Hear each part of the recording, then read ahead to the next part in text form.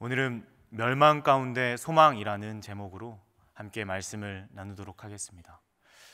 39장 이전의 말씀을 함께 살펴보면 예루살렘은 완전히 멸망하였음을 우리는 보게 됩니다. 예루살렘에 있던 성전이 불타서 완전히 재가 되어버리고 완전히 무너진 것을 우리는 확인하게 됩니다. 최근에 제가 뉴스에서 미국에서 큰 불이 난 것을 확인하게 되었는데, 많은 집들이 타고 많은 사람들이 죽은 슬픈 소식을 그들의 인터뷰 이야기를 듣지 않아도 그들의 표정만 봐도 그 암울함과 슬픔을 보게 되었습니다. 그러나 예루살렘 성전이 불에 타서 완전히 재가 되어버렸다는 것은 그 슬픔 이상, 그 암울함 이상의 의미를 가지고 있습니다. 성전이 없어졌다는 것은 하나님의 부재를 의미하고 그들 가운데 하나님이 없어졌다는 것과 동일한 것이기 때문입니다. 마치 전쟁통에 화살이 소나기처럼 빗발치는 그 현장 가운데 아무런 방패 없이 나아가는 것과 동일하다고 할 수 있습니다. 그런데 그걸로 끝이 아니라 오늘 40장 1절 말씀에 보니까 이스라엘 사람들이 찢기고 벗겨지고 그 광야의 땡볕 가운데 포로의 쇠사슬에 매여 긴 줄을 이어 끌려 나아가는 것을 우리는 보게 됩니다. 그런데 그 끄트머리 즈음에 누가 함께하고 있냐면 예레미야 선지자가 함께하고 있습니다. 그런데 39장 말씀에 보면 예레미야는 분명 느부갓네살이 느부사라단에게 너는 예레미야를 선대하고 그에게 해를 끼치지 말라라고 분명히 당부하였습니다. 그럼 느부사라단이 실수한 것일까요? 분명히 그렇지는 않을 것입니다. 왜냐하면 그 다음 상황을 보면 우리는 그 이유를 알 수 있는데요. 그 다음 상황이 어떤 상황이냐면 우리 같이 2절, 3절 말씀을 함께 읽어보도록 하겠습니다. 제가 2절, 여러분들이 3절 읽어주시면 감사하겠습니다. 사령관이 예레미야를 불러다가 이르되 내 하나님 여호와께서 이곳에 이 재난을 선포하시더니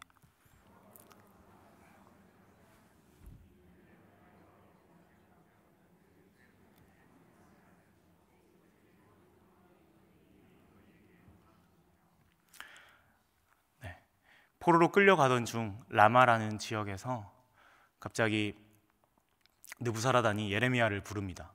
그리고는 이렇게 이야기합니다. 네, 하나님 여호와께서 이 재난을 이스라엘 사람들에게 허락했다. 근데 여러분 혹시 이 말씀을 읽으면서 조금 이상한 거 느끼지 않으셨습니까? 분명히 느부사라단은 예레미야에게 이야기를 하고 있는데 여기 나오는 그 대상을 누구라고 이야기하고 있냐면 너희라고 이야기하고 있습니다. 그러니까 느부사라단은 예레미야에게 초반에 이야기하는 듯 보였지만 고개를 예레미야로부터 돌려 누구에게 향했냐면 그 이스라엘 백성을 향하여서 이 하나님의 말씀을 외치고 있는 것입니다. 분명히 이스라엘 사람들은 그 땡볕 가운데 그리고 포로의 그 쇠사슬에 매여서 갔을 때 분명 그들은 자문했을 것이에요. 분명히 선지자들은, 예레미야를 제외한 선지자들은 이 나라에 평화가 올 것이라고, 샬롬이 올 것이라고, 그들은 평안히 살아갈 수 있을 것이라고 분명히 선지자들은 외쳤는데 왜 우리는 지금 포로의 쇠사슬에 매여 이렇게 암울한 이 행렬 가운데 걸어가고 있을까? 그들은 분명 그 걸음을 걸어가며 자문했을 것입니다. 하지만 그 자문에, 그 질문에 느부사라단은 당당히 이렇게 이야기하고 있습니다. 무엇이라고 이야기하고 있냐면 너희들의 죄 때문이다. 너희들이 그렇게 끌려가는 이유, 너희들이 실패한 이유, 너희들이 멸망한 이유, 그것은 다른 것이 아니라 너희의 죄 때문이다. 그로 인하여서 너희가 심판받은 것이다. 예레미야에게 이야기하는 듯 보였지만 하나님은 느부사라단 그 이방인을 통하여서 그들에게 말씀을 전하고 있습니다. 그리고 나서 이렇게 예레미야에게 다시금 이야기합니다. 4절 말씀에 보라, 내가 오늘 내 손에 사슬을 풀어 너를 풀어주노니 만일 내가 나와 함께 바벨론으로 가는 것을 좋게 여기거든 가자, 내가 너를 선대하리라. 만일 나와 함께 바벨론을 가는 것을 좋게 여기거든 그만두어 보라, 온 땅이 내 앞에 있나니 내가 좋게 여기는 대로 옳게 여기는 곳으로 갈지니라 하니라. 뭐라고 이야기하고 있냐면 예레미야에게 더 이상 너는 포로로 끌어가지 않겠다. 선택해라. 너가 좋게 여기거든 바벨론으로 간다고 한다면 내가 너를 선대할 것이고, 만약 바벨론으로 가지 않는다고 하더라도 너가 원하는 곳으로 가거라. 이 말씀을 생각해 보면 창세기 15장에 아브라함과 롯이 떠오릅니다. 롯은 자기가 옳게 여기고 자기가 이성과 판단으로 자기가 좋게 보였던 소돔과 고모라로 갔지만, 아브라함은 하나님께서 보여주신 그 땅으로 갔던 모습을 우리는 볼 수 있는데, 예레미야는 이 옳게 여긴 곳, 그가 옳게 여긴 곳은 과연 어디였을까요? 그는 그 옳게 여긴 곳이 애굽도 아니고 바벨론도 아니라 그의 시선은 이스라엘 땅에 남아있는 빈민들을 향하였습니다. 그리고 그는 몸을 돌이켜서 다시금 이스라엘로 가려고 하죠. 그리고 나서는 느부사라단이 그에게 선물과 양식을 줍니다. 그럼 예레미야는 이제 포로에서 풀려났기 때문에, 그리고 선물까지 받았기 때문에 그는 마음이 편했을까요? 즐거웠을까요?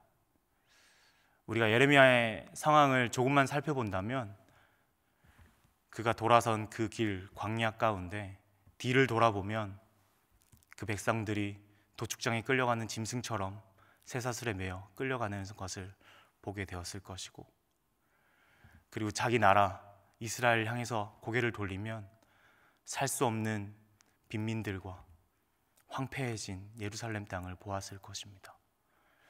그의 심정이 어땠을까요? 풀려났다고 좋아했을까요? 절대로 그렇지 않았을 것입니다.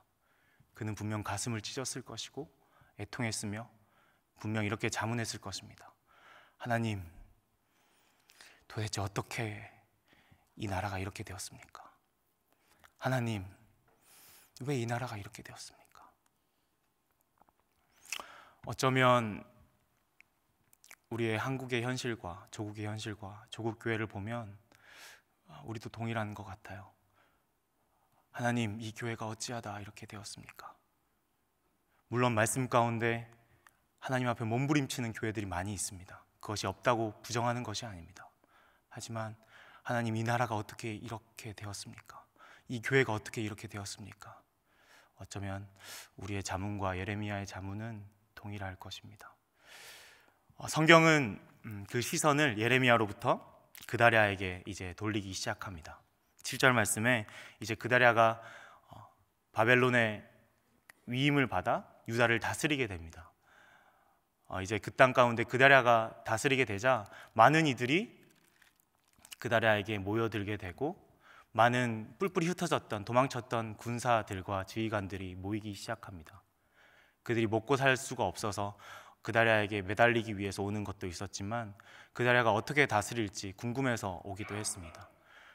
그 자들에게 그다랴는 바로 맹세합니다. 어떻게 맹세하냐면, 너희들은 바벨론을 섬기라.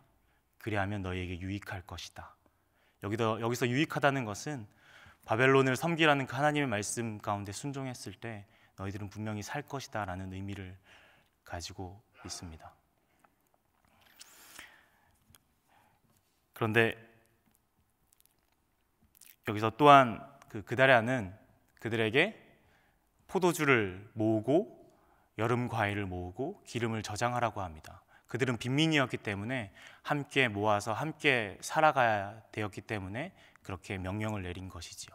그리고 많은 이들이 그다랴에게로 왔고 미스바 땅으로 와서 함께 살기 시작했습니다. 그런데 여기서 잠깐 살펴보아야 할 지역이 무슨 지역이냐면 미스바라는 지역입니다. 미스바가 어떤 지역인지 아시는 분도 계실 텐데, 이곳은 사무엘이 영적 각성 회개 운동을 했던 정말 영적인 곳이고 하나님과의 관계의 회복이 되었던 그 땅입니다. 그런데 재밌는 것은 사무엘의 고향이 어딘지 아십니까, 여러분? 사무엘의 고향은 라마입니다. 아까 예레미야가 어디로부터 미스바로 왔다고 했죠? 라마에서 미스바로 왔다고 했습니다. 물론 그것이 동일한 것은 아니지만, 동일한 역사적 배경은 아니지만 하나님과의 관계 회복을 위해, 하나님과의 그 친밀함 그리고 하나님과의 말씀을 순종하기 위해 미스바 라마에서 미스바로 왔던 사무엘, 그리고 멸망 가운데 그 하나님의 소망을 붙잡고 나왔던 하나님과의 회복된 관계를 소망하는 마음으로 왔던 예레미야, 어쩌면 동일한 마음으로 그 미스바 땅으로 왔을 텐데요. 여기 그다랴도 어쩌면 동일한 인물이었을지 모르겠습니다. 그 근거는 그다랴의 그 아버지와 할아버지의 내역을 좀 살펴보면 알 수 있는데요. 그다랴의 아버지는 아히감이라는 사람이었고 그 할아버지는 사반이라는 사람이었습니다. 근데 그 사람들이 참 중요한 사건 가운데 등장하게 되는데, 어떤 사건이었냐면 요시야 왕이 오랜 기간 그 성 안에서 율법이 읽히지 않았을 때 요시야가 성전을 재건하고 다시 복구하는 중에 무엇을 발견하게 되냐면 읽히지 않던 율법을 발견하게 됩니다. 근데 율법을 발견했을 때 처음으로 읽었던 자가 누구였냐면 바로 사반이었습니다. 그리고 그 사반과 함께 일을 도왔던 자가 아히감이었고, 아히감은 또 한편으로는 예레미야가 죽을 위기에 처했을 때 그를 도와주고 살려주었던 자이기도 했습니다. 결국 그것을 보았을 때 그다랴도 하나님과의 관계 회복을 통해서 하나님의 소망을 붙잡고 나오는 그 모습으로 아마 미스바로 향하지 않았을까 싶습니다. 그런데 그렇게 이스라엘 땅이 조금씩 회복되어져 가는 것 같이 보였는데 그것은 잠깐이었습니다. 그 이후에 어떤 일이 벌어지냐면 40장 13절 말씀에 요하난이 예레미야에게 찾아옵니다. 찾아온 이유가 무엇이냐면 그 같이 거주했던 자 중에 이스마엘이라는 사람이 있는데 그 이스마엘이 그다랴를 죽인다는 소식이 들렸고 그 소식을 전하기 위해서 요하난은 그다랴에게 찾아왔습니다. 그리고 나선 그다랴에게 그 소식을 전하면서 자기가 그 이스마엘을 죽이게 해달라고 했지만 그다랴는 그것을 믿지 않고 그것을 받아들이지 않습니다. 그 이유는 그 다음 장 42장에서 찾아볼 수 있는데, 요하난을 신뢰하지 않았던 이유는 요하난이 예레미야에게 어떻게 이야기하고 있냐면, 우리가 도저히 살 수가 없으니까 예레미야 당신께서 하나님의 말씀을 좀 우리에게 주시옵소서, 싫든지 좋든지 그 말씀을 순종하겠습니다 라고 이야기합니다. 그러자 예레미야가 이렇게 이야기합니다. 너희들은 다른 곳으로 가지 말고 이 땅에서 살면서 바벨론을 섬기고 그 밑에서 살아라. 그럼 너희에게 유익할 것이다. 그다랴와 동일하게 이야기를 하고 그 다음에 어떤 말을 하냐면 너희들은 절대 애굽으로 가지 말라고 이야기합니다. 그러나 요하난은 뭐라고 이야기를 하고 있냐면 예레미야에게 거짓말하지 마라. 그것은 하나님의 말씀이 아니다 라고 하면서 그는 그 사람들을 데리고 애굽으로 가게 되거든요. 어쩌면 그다랴도 그 모습을 알았을 것입니다. 겉으로는 순종하는 척하지만 속으로는 하나님의 말씀대로가 아니라 자신의 생각과 자신의 판단과 자신의 결정대로 살아가는 그 요하난의 모습을 분명히 알았을 것입니다. 그리고 이 사건이 어떻게 되냐면 그다랴가 41장 1절 말씀에 이스마엘에게 죽임을 당하게 됩니다. 이 이스라엘의 역사가 회복의 기미가 보이는 듯 했지만 다시금 하나님의 관계의 회복을 하는 듯 했지만 그 이스라엘은 완전히 멸망해 버렸습니다. 그리고 모든 사람들은 뿔뿔이 흩어지게 되고 모든 것은 멸망한 듯 보였습니다. 예레미야가 그토록 외쳤던 너희들은 멸망할 것이다, 너희들은 망할 것이다 라고 했던 그 하나님의 말씀이 시퍼런 현실이 되어서 성취되었던 것을 예레미야는 보게 됩니다. 그러면 이것으로 끝일까요? 이 말씀으로 끝이 난 것일까요? 예레미야는 분명 멸망의 말씀을 전하기도 했지만 예레미야는 또한 더불어 이스라엘의 회복의 말씀을 전하기도 했습니다. 지금 당장 예레미야에게 멸망의 순간 가운데, 멸망의 현실 가운데 더 이상 눈을 들 수 없을 정도로, 고개를 들 수 없을 정도로 실패하고 힘들고 어려웠지만 예레미야가 가지고 있었던 단 한 가지는 회복의 그 말씀, 성취되어질 그 회복의 말씀을 예레미야는 그 가슴 가운데 가지고 있었습니다. 그러하기에 그는 그가 옳게 생각했던 그 빈민들을 향하였던 것이고, 그의 욕심과 사람의 이익 따라 바벨론으로 가지도 않았고 애굽으로 가지도 않았던 것이죠. 어쩌면 우리의 현실을 살펴보면 어떤 드라마의 대사처럼 어제는 멀고 오늘은 내일은 두렵고 오늘은 막막한 낯선 그런 현실을 우리는 살아가고 있는지 모르겠습니다. 그러나 예수 그리스도, 우리는 이 회복의 말씀조차, 이 성경에 적혀놓은 그 회복의 말씀조차 우리는 가지고 있고 우리는 회복을 경험한 자들 아니겠습니까? 그런 자들이 여전히 이 현실의 멸망의 현실 가운데 그것에 이끌려 살아가는 것이 아니라, 어느 한 교수님께서 이런 이야기를 하셨습니다. 어제의 감사함과 오늘의 치열함과 내일의 소망으로 살아가길 바란다. 현실은 우리 눈에 보이기에 너무 절망적이지만 그럼에도 불구하고 우리 마음 가운데 실패와 두려움과 낯섦으로 살아가는 것이 아니라 감사함과 치열함과 그리고 소망으로 살아가길 바란다 라고 조언했던 것을 기억하는데요. 이 자리를 나서며 이 말씀을 가지고 이 자리를 나서는 모든 성도분들 한 분 한 분이 낯섦과 두려움과 어제의 멀어감으로 살아가는 것이 아니라 감사함과 소망과 치열함으로 오늘 하루 하나님과 함께하는 여러분들의 인생이 되길 축복합니다. 함께 기도하겠습니다. 오늘 말씀을 놓고 함께 기도하도록 하겠습니다. 멸망의 상황 가운데에서도 여전히 예레미야는 소망을 붙들고 살아가는 것을 우리는 보게 됩니다.